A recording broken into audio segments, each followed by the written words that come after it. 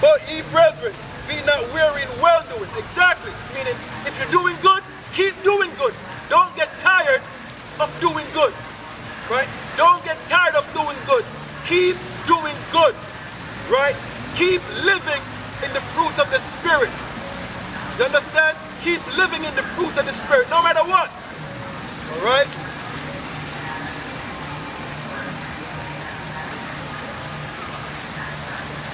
Verse 13, but ye, brethren, be not weary in well-doing. But if any man obey not our word by this epistle, note that man, and have no company with him, that he may be ashamed. Exactly. When you separate from him, he'll be ashamed. Right? Yet count him not as an enemy. Exactly. Exactly. He's not your enemy because of because he's not doing what he's supposed to. Because he might turn around. And that's what it's saying. Right? He might turn around.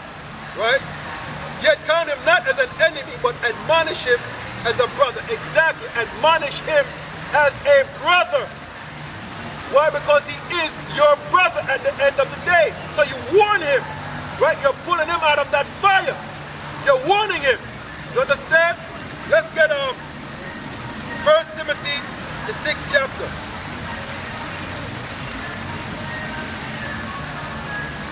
1 Timothy 6 and 3. If any man teach otherwise and consent not to wholesome words, wholesome means sound. All right. Shalom, my brothers.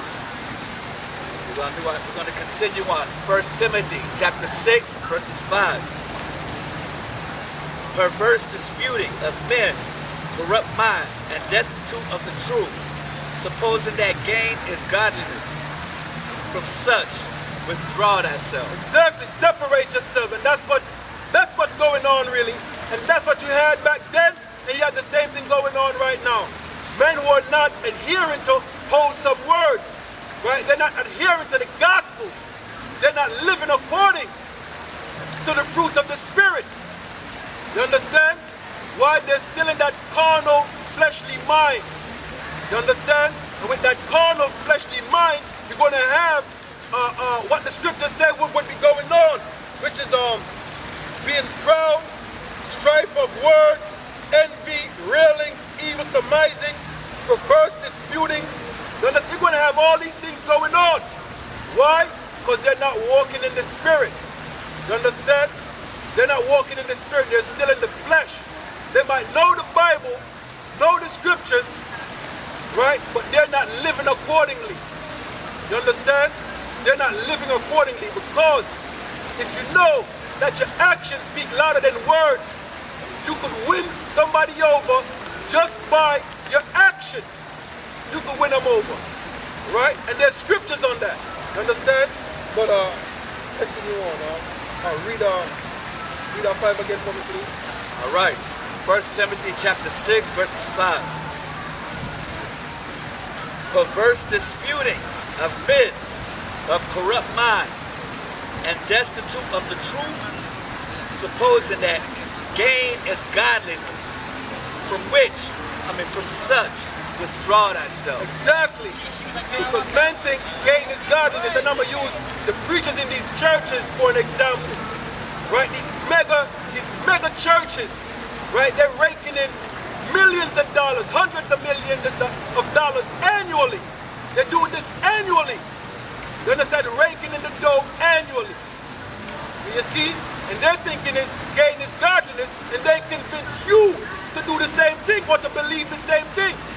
Gain is godliness. You understand? That's why you see these entertainers, when they win their awards, right? What is the first thing they say? Thank God. You understand? And they think God is blessing them in that manner. They think God is blessing them in that manner. Right? Imagine the doctrine they teach, the lessons they teach, the songs they put out is totally contrary to the Most High.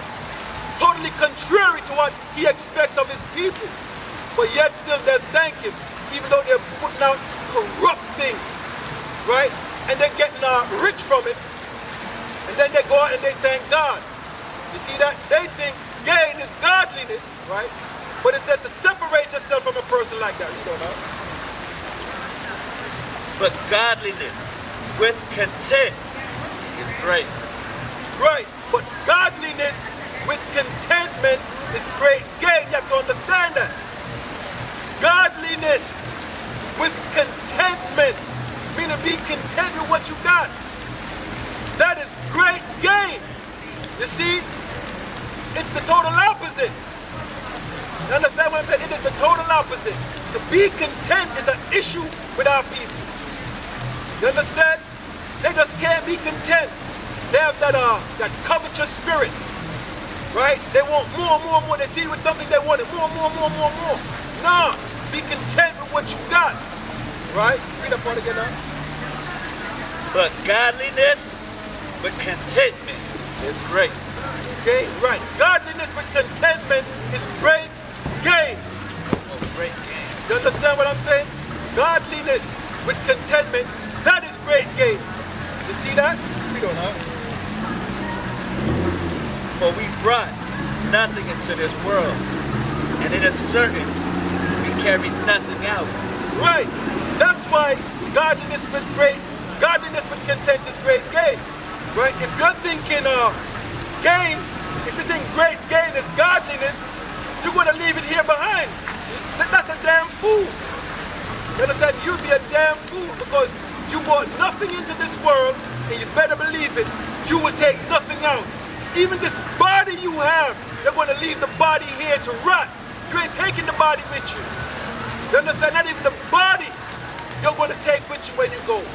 You understand? So all that you take, all that you're craving after, you would kill for, you would lie and steal for. You understand? At the end of the day, it's not worth it. Be content with what you got. Because you're going to die and leave it anyway. Right? You don't know. And having food and raiment, let us be therewith content. Right. Having food and raiment, let us be there with content. Exactly. You know what that is saying? When you say your prayer, when you say the Lord's Prayer, right, what you say? Give us this day our daily bread. Right? So you get your daily bread, you have your food, clothes, your shelter, right? What is all this more? This covetous spirit. That makes no sense. Read that again, huh? And having food and raiment, let us be therewith content. Right, having food and raiment, be content. Read it again. And having food and raiment, let us be therewith content. Right, having food, clothes, shelter, be content. Right? Be content. Did you see that? Read on. But they that will be rich fall into temptation and a snare, and into many foolish and hurtful lusts, which drown men in destruction of perdition. Right, they who are rich. You see that? They that be rich fall into temptation and a snare. Exactly. You see, this world was given over into the hands of the wicked. Right? Even Satan trying to tempt the one you ignorantly call Jesus Christ. What did he say? Matter of fact, I'll give you an example what it is. Give me Luke. Give me Luke. Oh, what you got to give me Luke, the 5th chapter. Luke 4.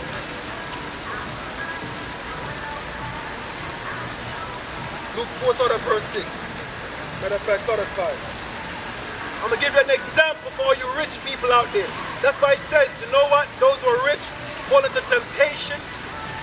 Right? But it says those who are rich. I'll read that real quick. Right. Luke chapter 4, verses 5. And the devil, taking him up into an high mountain.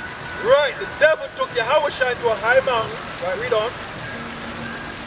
Showed him into all the kingdoms of the world in a moment of time. Right, he showed him all the kingdoms in the world, right? Read on. And the devil said unto him, all this power will I give thee. So this say, right, the devil has control over all of this. Right? He got the dominion Right? Read on. and the glory of them. Right, so he has the power and the glory over every nation and kingdom. Right? Satan is in control. Right, read on. For that is delivered unto me.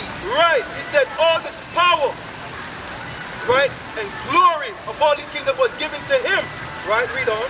And to whomsoever I will give it, I give it. Right, so Satan said all the power is his, and who he want to give the power and the riches to, he will give it to him. Right, read on. If thou therefore will worship me, all shall be thine. Right, so if you worship him, he will give you some of that. He lets you live good.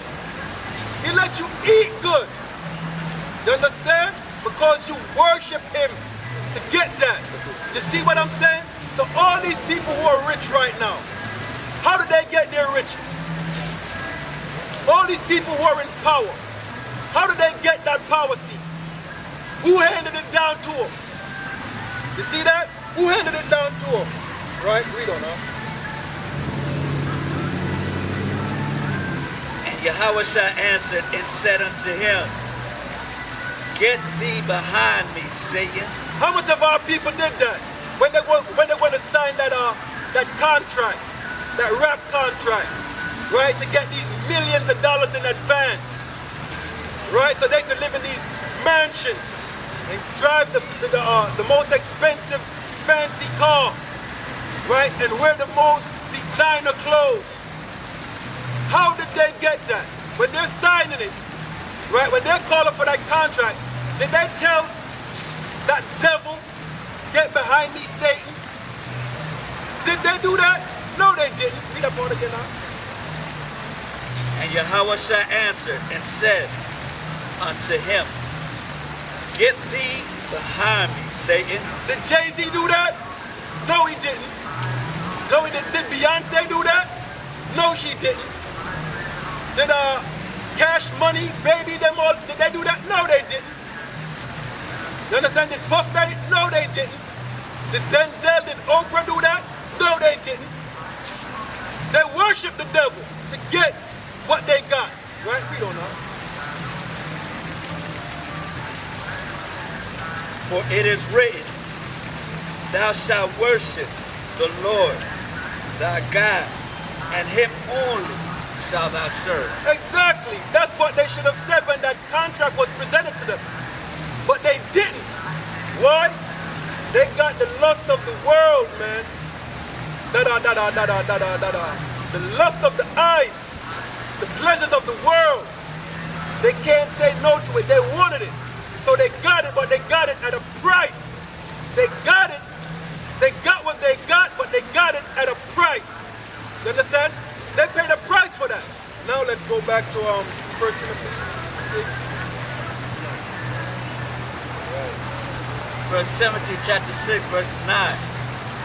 But they that will be rich fall into temptation and a snare, and into many foolish and hurtful lusts, which drown men in destruction and perdition. Right. So this applied to Oprah Winfrey, Shaquille O'Neal, LeBron James, right? All them athletes that you worship, all these rappers, these entertainers you look up to as your role model, right? This is them, right? This is them you're reading about. You understand? They're set for perdition if they don't repent, right? And seek the Lord, their power, which is the true and living God, the God of the Israelites, the God of Abraham, Isaac, and Jacob. Read on that. For the love of money is the root of all evil. Exactly. The love of money is the root of all evil. I'd put it to you like this. If our people love each other as they love money, we as a nation would be better off. If they love the Most High as how they love money, again, we as a nation would be better off. You got men, right, who will go kill to get that money. Men will go rob their own mother just for money. People would sacrifice family members for money. You understand? They love money so much they're willing. There's no limit to the wickedness they would do to get it. And that is off. That is off. You understand? That is off. You should love the Most High. Right? Love your power, your creator like that.